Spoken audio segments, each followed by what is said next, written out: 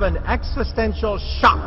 A Type 1 civilization has the power of an entire planet. They control the weather.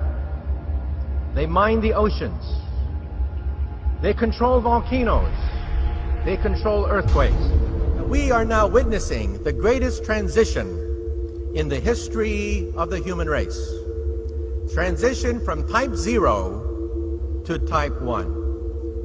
The generation now alive is privileged to see the birth pangs of the birth of a new civilization.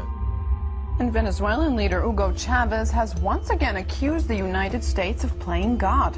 But this time it's Haiti's disastrous earthquake that he thinks the U.S. was behind.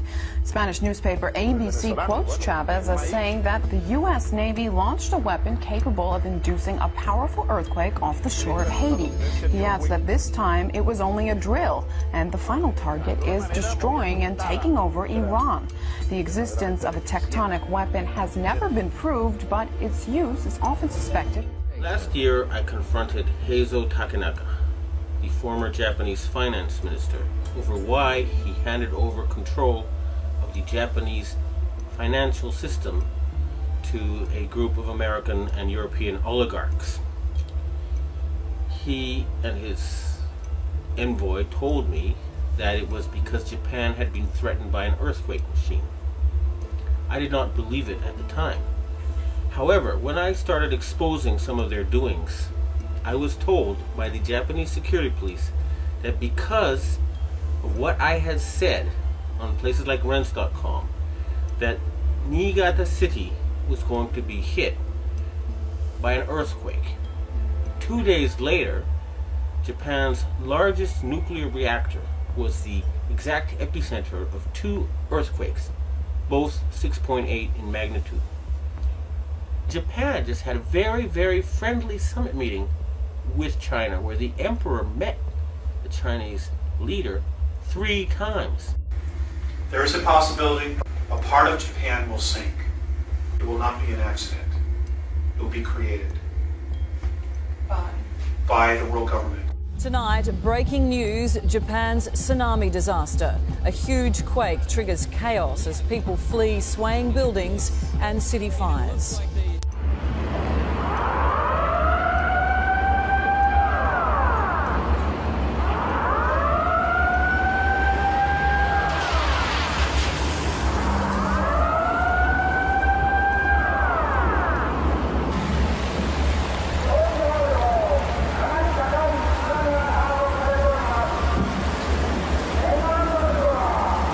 That was too much of a coincidence for me.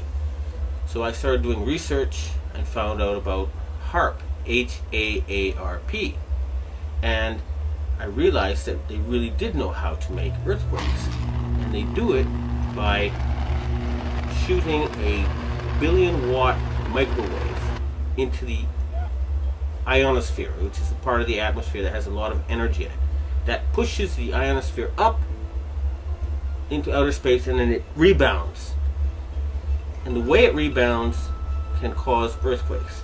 Just like an opera singer can break a glass by singing at a certain level, or by dragging your fingernails on a blackboard, you feel a weird sensation. If they adjust the vibration for the rock underneath their target site, they can do that. Originally approached me in 1984 to find a use for the natural gas on the North Slope of Alaska, which they could not sell. To give you a feel for how much gas they asked me to find an application for, it was enough gas to produce all the electricity in the United States for a full year. I originated some ideas for military applications and unofficial civilian applications. Applications discussed in the patents included destroying missiles. Communications control and disruption were included. There were some other ideas both to possibly modify weather and finally to lift a portion of the upper atmosphere further out into space. I chose what's called a phased array antenna for the patents because it can be aimed. Picture holding your microwave oven in your hands with the door open. Then you can move it around and send those microwaves different directions. And for these applications where I wanted precise control of where the power was, I felt that was the best type of antenna to use. And that is the kind that HAARP has built. HAARP can paint designs in the sky, if you will. You know, it can take the beam and move it in any pattern that the scientist who's doing an experiment might want to do.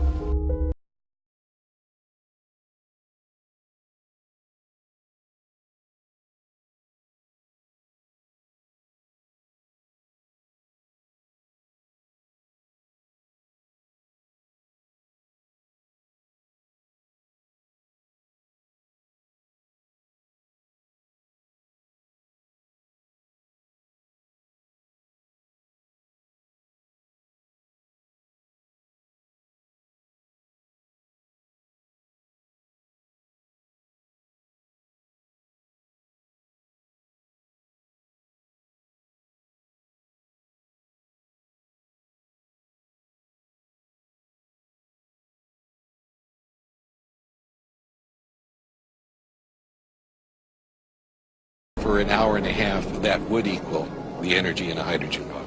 After I had actually left the program in 1987, one of the last communications I had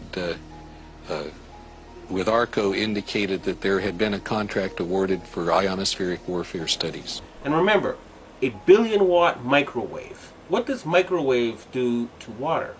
It heats it up. Now imagine if you put 1 billion watts into a tropical storm. You could make it much bigger. 3 hurricanes, 3 of them at one time. Now, after the earthquakes hit Niigata, a member of the Inagawa crime family, which is based around the U.S. Yokosuka Air Base, and members of the Inagawa family have told me that their big boss is George Bush Sr. In other words, they work for Skull and Bones.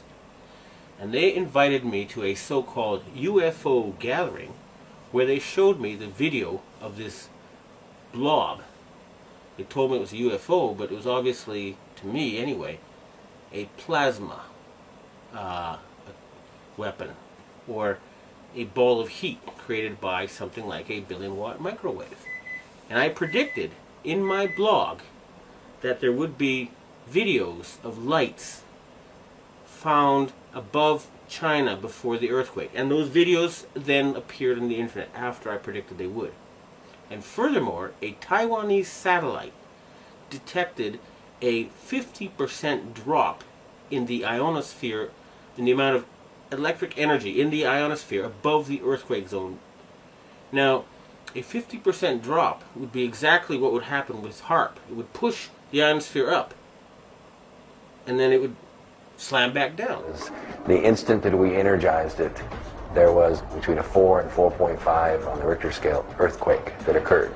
We were so amazed about what seemed to be cause and effect. We get to an area that has a high propensity for earthquakes, in an area known as the megathrust of the Pacific Northwest. We turn it on, and an earthquake occurs. Is it more than coincidence that since going online, some experts have reported strange weather anomalies, including massive floods, hurricanes, and earthquakes? HAARP went online in 1994, and construction continued until 2007. There are reportedly a total of 5 known ionospheric heaters, including HAARP, in the world today. There are possibly 20 other ionospheric heaters in existence all over the world. Forever restless and untethered by concerns of practicality and marketability, Tesla's mind spawned a vast miscellany of odd inventions. Many of these were never developed beyond the concept stage, and the ideas seemed to grow markedly weirder in the final years of Tesla's life. Invention was normally a deliberate process for Tesla, his every intention and goal fully formed before he and his crew lifted a finger. But there were times when he stumbled upon a new discovery by mistake. Tesla performed his first experiments with resonance technology at his New York laboratory by firing up a small oscillator, which caused a minor amount of vibration. Suddenly, an alarmed squad of police officers stormed into the lab, demanding that Tesla stop at once. Manhattan was shaking for miles around. Tesla had not taken into account how resonance waves grow stronger the further they travel from their source. He had unintentionally created what became known as Tesla's earthquake machine.